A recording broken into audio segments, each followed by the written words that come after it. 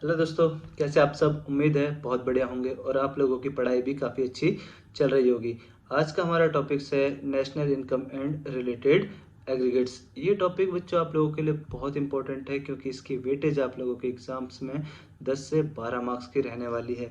तो अगर आप लोग अपने एग्ज़ाम्स में अच्छा स्कोर करना चाहते हैं तो इस टॉपिक्स को अच्छे से समझना आप लोगों के लिए बहुत ज़रूरी हो जाता है। तो ज़्यादा टाइम ना लेते हुए हम स्टार्ट करते हैं आज का टॉपिक। तो बच्चों पहले देखते हैं व्हाट इज़ नेशनल इनकम। आखिर नेशनल इनकम क्या है, ये इसकी डेफिनेशन से ही हमें क्लियर हो जाता है। तो एक बार इसकी डेफिनेशन देख लेते हैं। पहले कहता है national income is the sum total of factor incomes earned by normal resident of a country during the period of an accounting year. मतलब sum total of factor income. ये क्या है? Sum total of factor income. Factor income का sum total जो किसके द्वारा कमाया गया है? Normal resident of a country, normal resident के द्वारा कमाया गया है during the period of an accounting year, किसी एक अकाउंटिंग ईयर में। यानी कि इसमें हमें तीन बातें निकल के आती है इस डेफिनेशन में: factor income, normal resident and accounting year. ये डेफिनेशन हमें ज़्यादा कुछ समझ में नहीं आई है, तो इसके लिए हमें इन तीन टॉपिक्स को अच्छे से समझना होगा, तभी ये डेफिनेशन हमें अच्छे से क्लियर होगी और तभी हमें पता चलेगा कि नेशनल इनकम क्या होती है। तो चलिए स्टार्ट करते हैं। तो पहले समझ लेते हैं फैक्टर इनकम को। फैक्टर इनकम को समझने के लिए हम इनकम को दो पार्ट्स में बांटेंगे, एक फैक्टर इनकम और दूसरा ट्रांसफर इनकम, और दोनों को एक एक करके समझते हैं। पहले समझते हैं हम फैक्टर इनकम को। फैक्टर इनकम को समझने के लिए आपको थोड़ा सा पीछे जाना पड़ेगा अपनी 11th क्लास में। 11th क्लास में हम लोगों ने एक टॉपिक पढ़ा था फैक्टर्स ऑफ प्रोडक्शन। आप लोगों को याद नहीं होगा, ये मैं मान के चलता हूँ। तो हम एक एग्जांपल की सहायता से कुछ पॉइंट्स इसके रिकॉल कर लेते हैं। बच्चों फॉर एग्जांपल आप लोगों ने एक प्रोडक्ट तैयार करना है, सपोज आप लोगों ने कार तैयार करनी है। तो उस कार को तैयार करने के लिए आपको कुछ इनपुट्स की आवश्यकता होगी, और इनपुट्स को हम दो पार्ट्स में बांटते थे, एक था फैक्टर इनपुट्स और दूसरा non factor inputs. Factor inputs के अंदर आते थे हमारी फैक्टर सर्विसेज। चार तरह की फैक्टर सर्विसेज बच्चों कौन कौन सी थी वो? Land, labour, capital and entrepreneurship. इन चारों को क्या बोलते थे हम? Factors of production. और इन चारों को जो पेमेंट दी जाती थी उसको क्या बोलते हैं? फैक्टर पेमेंट्स, कारक भुगतान। तो याद है आप लोगों को कि इन चारों फैक्टर ऑफ सर्विसेज को क्या क्या पेमेंट की जाती थी? लैंड को पेमेंट की जाती थी बच्चों रेंट, लेबर को वेजेस एंड सैलरीज, कैपिटल को इंटरेस्ट एंड एंटरप्रेन्योरशिप को प्रॉफिट। ठीक है जी, इन चारों को जो पेमेंट की जाती थी इसी को क्या बोलते हैं हम? फैक्टर पेमेंट्स या फिर फैक्टर इनकम, कारक भुगतान या कारक आय। ठीक है, तो फैक्टर इनपुट्स पता चल गए। नॉन फैक्टर इनपुट्स क्या होते हैं बच्चों? नॉन फैक्टर इनपुट्स होते हैं हमारे रॉ मटेरियल, जैसे steel used in manufacturing of car. ठीक है, तो फैक्टर इनपुट्स के बारे में हम कुछ, फैक्टर इनकम्स के बारे में हम कुछ और देख लेते हैं। कहता है what you earn as a reward for your service is called factor income. मतलब जो आप अपनी फैक्टर सर्विसेज के लिए रिवॉर्ड प्राप्त करते हैं, भुगतान प्राप्त करते हैं, उसी को क्या कहते हैं? Factor income. ठीक है, और क्या कहते हैं? Factor income is earned income and it is related two factor of production. जो फैक्टर इनकम होती है वो अर्नड इनकम होती है, कमाई गई होती है, और ये क्या होती है? Related to factors of production. ये फैक्टर्स ऑफ प्रोडक्शन से संबंधित होती है। ठीक है जी, हमें फैक्टर्स ऑफ फैक्टर इनकम समझ में आ गया। अब समझ लेते हैं हम ट्रांसफर इनकम। ट्रांसफर इनकम भी समझना हमारे लिए बहुत ज़रूरी है, क्योंकि नेशनल इनकम की कैलकुलेशन के लिए हमें किसका सम टोटल करना है? फैक्टर इनकम का। ट्रांसफर इनकम का नहीं करना है, तो हमें ट्रांसफर इनकम को एक्सक्लूड करना है। तो हमें ये तो पता होना चाहिए कि ट्रांसफर इनकम होती क्या है। तो देख लेते हैं एक बार ट्रांसफर इनकम क्या होती है। Transfer incomes are unilateral payments, one sided payments what you receive as a help, charity और donation. Transfer income is unearned income and is not related to factors of production. कहता है कि transfer income unilateral payments होती है, मतलब one sided payment होती है, एक तरफा भुगतान होते हैं, जो आप किसी से हेल्प, चैरिटी या डोनेशन के तौर पर प्राप्त करते हैं। Transfer income is unearned income, ये कमाई हुई नहीं होती है, और it is not related to factors of production, और ये फैक्टर्स ऑफ प्रोडक्शन से भी संबंधित नहीं होती है। ज़्यादा कुछ समझ में नहीं आया, इसे हम एक एग्जाम्पल की सहायता से समझते हैं, तब हमें ज़्यादा अच्छे से समझ में आएगा। तो देखो बच्चों, जो आपको स्क्रीन में दिख रहा है, एक बैगर है, वो क्या करता है बच्चों, भीख मांग मांग के अपनी आजीविका अर्न करता है, अपनी लिविंग्स अर्न करता है। और एक पर्सन है, ये इसे कुछ अमाउंट दे रहा है एज अ हेल्प, डोनेशन या चैरिटी। तो बच्चों क्या ये जो इसे डोनेशन प्राप्त हो रही है, इसके लिए इस बैगर ने कोई सर्विसेज दी होंगी इस पर्सन को? नहीं। क्या उसने कुछ फैक्टर सर्विसेज दी होंगी? नहीं। ये क्या है, one sided payment, unilateral payment. इसके लिए इस बैगर ने, इस अमाउंट के लिए इस बैगर ने इसे कोई भी सर्विसेज नहीं दी है। तो इसीलिए इसे क्या कहा जाएगा, unilateral payment, one sided payment. सिर्फ इस तरफ से कोई सेवाएं नहीं जा रही हैं, बल्कि सिर्फ और सिर्फ एक ही तरफ से भुगतान प्राप्त हो रहा है, इसके बदले में कोई भी सर्विसेज नहीं देनी है। ये वन साइडेड है, ठीक है। तो इस तरह की पेमेंट क्या कहलाती है, हमारी यूनिलेटरल ट्रांसफर, और इन्हें कहा जाता है ट्रांसफर इनकम, और इसे नेशनल इनकम में कंसीडर नहीं किया जाता है। In the estimation of national income we include only factor payments या incomes. Transfer income is not included because these are not earned as rewards for rendering services. कहता है कि नेशनल इनकम की कैलकुलेशन में हमें सिर्फ और सिर्फ फैक्टर इनकम को कंसिडर करना है, ट्रांसफर इनकम को कंसिडर नहीं करना है, क्योंकि ट्रांसफर इनकम अर्न नहीं की जाती है, इसके बदले कोई भी कारक सेवाएं नहीं। बच्चों एग्जांपल देख लेते हैं कुछ हम ट्रांसफर इनकम के। ये है हमारे पास gift, scholarship to student, old age pension. तो देखो गिफ्ट क्या होता है, हमारा वन साइडेड पेमेंट होता है। आप लोगों के बर्थडे पे आप लोगों को अगर कोई गिफ्ट मिलता है तो क्या आप अब उसके बदले उनसे कोई सर्विस देने जाओगे?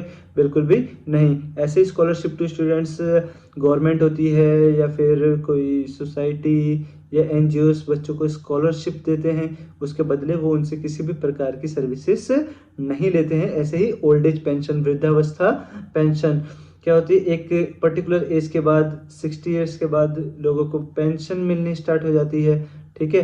तो उसके लिए भी अब उन्हें कोई काम नहीं करना पड़ेगा। यहाँ पे पेंशन के रिलेशन में हमें एक बात ध्यान देनी है, रिटायरमेंट पेंशन और ओल्ड एज पेंशन, ये दोनों देखो बच्चों अलग अलग होती हैं।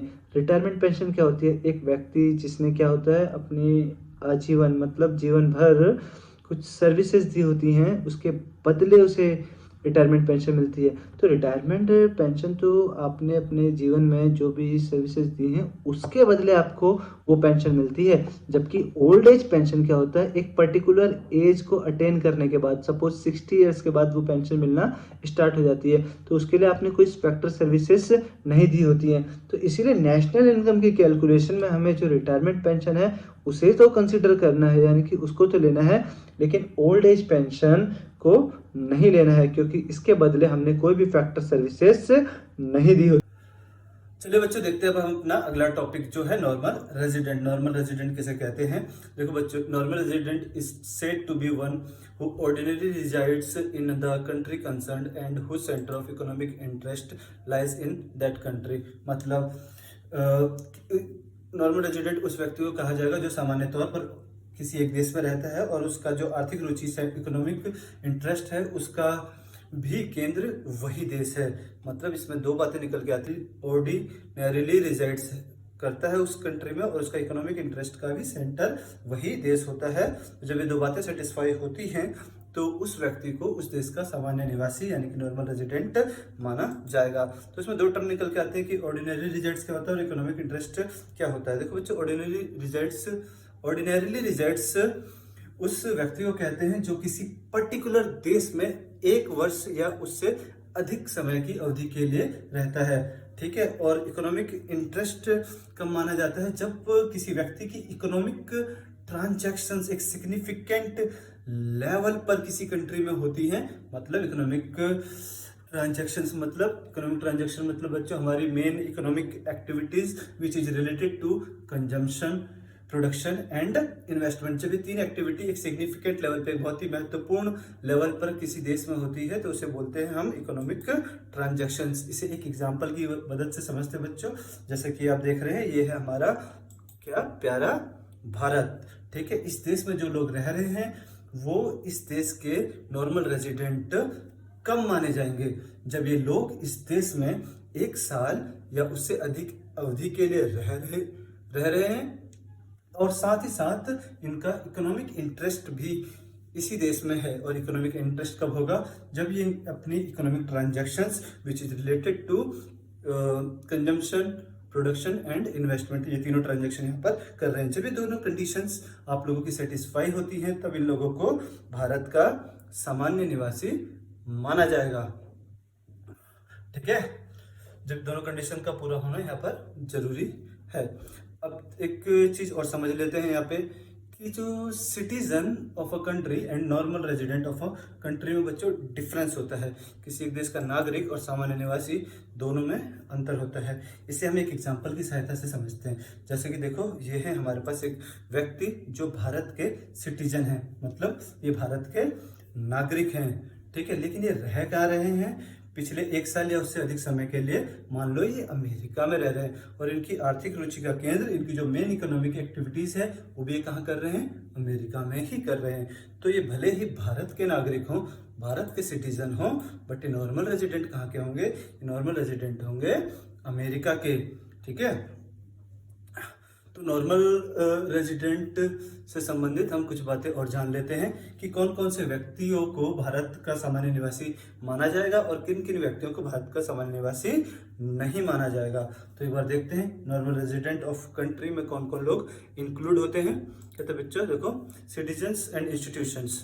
देखो, सिटीजन्स वो नागरिक और वो संस्थाएं, इसमें इंस्टीट्यूशन भी शामिल की जाती है। संस्थाएं मतलब बैंक, फाइनेंशियल इंस्टीट्यूशन, ये सब। तो वो नागरिक और वो संस्थाएं जो सामान्य तौर पर किसी एक देश में रह रही है और उनकी आर्थिक रुचि का केंद्र भी वही देश है। ठीक है, तो एक तो इस प्रकार के लोग होते हैं। दूसरा, citizens of other nations who continues to live in our country beyond a period of 1 year and whose centre of economic interest lies in our country. मतलब देखो, सिटीजन्स ऑफ इंडिया तो कवर होते ही होते हैं, साथ साथ में कोई दूसरे देश के नागरिक जो इंडिया में 1 साल से ज्यादा रह रहे हैं, प्लस उनकी इकोनॉमिक इंटरेस्ट, आर्थिक रुचि भी कहाँ है? वो हमारे ही देश में है। ठीक है, देखिए तीसरी बात देखते हैं इसमें, citizens of our country working in international organisation like World Bank, IMF और foreign embassies located in our country. ठीक है, हमारे देश के नागरिक जो विदेशी इंटरनेशनल अंतर्राष्ट्रीय संस्थाएं होती हैं उनमें काम कर रहे हैं। देखो बच्चों, हमारे देश में विदेशी संस्थाएं मतलब अंतर्राष्ट्रीय संस्थाएं जैसे world Bank, IMF, international monetary fund, ठीक है, और फॉरेन एम्बेसीज होती हैं। ये रिलेट तो इंटरनेशनली करती हैं, लेकिन यहाँ पे जो लोग काम कर रहे होंगे कौन होंगे? हमारे देश के नागरिक। तो वो देश के नागरिक भले ही विदेशी संस्थाओं में काम कर रहे हैं, लेकिन वो भारत के ही सामान्य निवासी माने जाएंगे। ठीक है, citizens of our country who are living abroad but not for a period exceeding 1 year and whose center of economic interest lies in their home country. मतलब देखो, हमारे देश के नागरिक जिनका आर्थिक रुचि का केंद्र यही है, लेकिन वो रह बाहर रहे हैं, लेकिन 1 साल से कम के लिए, तो भी वो क्या कहलाएंगे? भारत के सामान्य निवासी। तो बच्चों, इसमें हम 4 चीजों को हम कवर करते हैं। पहली बात तो हमारे देश के नागरिक जो इंडिया में ही रह रहे हैं 1 साल से अधिक समय के लिए और उनका इकोनॉमिक इंटरेस्ट भी इंडिया में है। दूसरा, दूसरे देशों के नागरिक जो इंडिया में रह रहे हैं, ठीक है, 1 साल से अधिक समय के लिए और उनका आर्थिक रुचि का केंद्र इंडिया है। तीसरा, जो हमारे देश के नागरिक इंटरनेशनल इंस्टीट्यूशंस में, फॉरेन इंस्टीट्यूशन में काम कर रहे हैं इंडिया के अंदर, वो भी normal resident of our country माने जाएंगे। चौथा, हमारे देश के नागरिक जो बाहर रह रहे हैं लेकिन 1 साल से कम के लिए, ठीक, और उनका इकोनॉमिक इंटरेस्ट कहाँ होगा? इंडिया में, तो भी वो हमारे देश के ही नागरिक माने जाएंगे। तो किन लोगों को नॉर्मल रेजिडेंट नहीं माना जाता है, या फिर नॉर्मल रेजिडेंट में कौन लोग इंक्लूड नहीं होते हैं, ये देख लेते हैं एक बार। The foreigners who visits our country for travelling, recreation, holiday, medical treatment, studies, conference, sports, etc। कोई भी ऐसे विदेशी जो इंडिया में आए तो हैं और यहाँ पे कुछ समय के लिए रह रहे हैं, लेकिन उनका पर्पस क्या है? वो घूमने फिरने आए हैं, अपना मेडिकल ट्रीटमेंट के लिए आए हुए हैं, पढ़ाई के लिए आए हुए हैं, या फिर किसी मीटिंग या कॉन्फ्रेंस के लिए आए हैं, और प्लस स्पोर्ट्स के लिए भी आए हुए हैं। तो ऐसे जो विदेशी लोग इंडिया में इन पर्पज से आते हैं, ये कभी भी नॉर्मल रेजिडेंट नहीं माने जाते हैं। इसके अलावा क्या कहते हैं बच्चों? The official diplomats and members of armed forces of a foreign country posted in our country.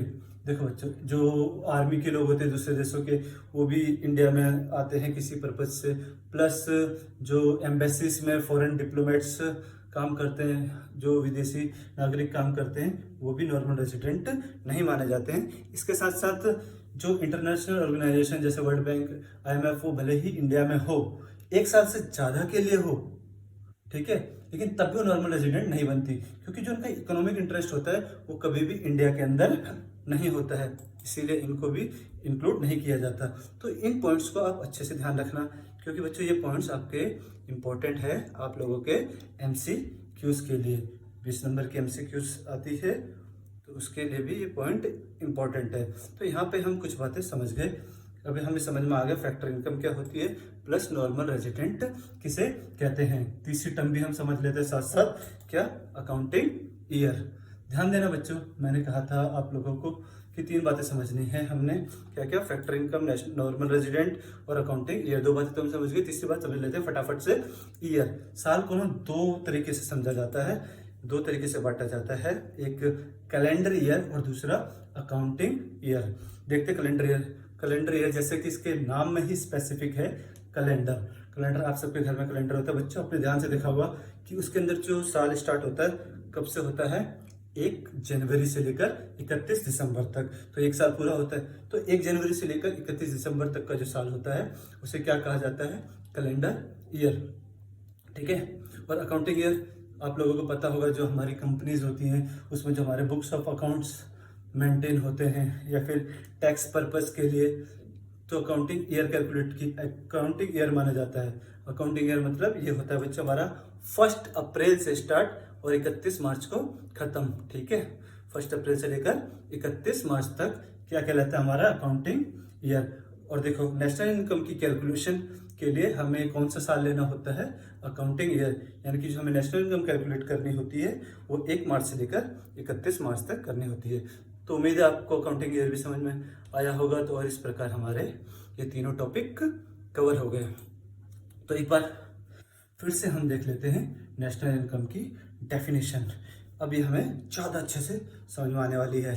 National income is the sum total of factor income earned bye normal resident of a country during the period of an accounting year, यानी कि किसी 1 साल के दौरान, 1 साल मतलब 1 अप्रैल से लेकर 31 मार्च के दौरान हमारे देश के सामान्य निवासियों जो इस देश में 1 साल या उससे अधिक समय के लिए रह रहे थे और उनकी आर्थिक रुचि, इकोनॉमिक इंटरेस्ट भी इसी देश में है, ऐसे सभी लोगों के द्वारा कमाई गई earned factor income, rent, wages, interest और प्रॉफिट, इन चारों का टोटल 1 अप्रैल से लेकर 31 मार्च तक नॉर्मल रेजिडेंट के द्वारा कमाई गई फैक्टर इनकम का टोटल कर दो, हमारी नेशनल इनकम आ गई। तो हमने नेशनल इनकम की डेफिनेशन अच्छे से समझ लिया और साथ साथ इसमें जो सी टर्म यूज हो रही थी वो भी हमें अच्छे से समझ में आ गई है। तो उम्मीद है दोस्तों आप लोगों के टॉपिक्स अच्छे से समझ में आए होंगे, इसके रिलेटेड एग्रीगेट्स भी समझ में आए होंगे। हम इन पर और भी आगे जाएंगे अपनी नेक्स्ट वीडियोस में। तब तक के लिए अगर आप लोगों को ये वीडियो पसंद आई है तो इसे लाइक, शेयर और सब्सक्राइब करना ना भूलें। Thank you so much.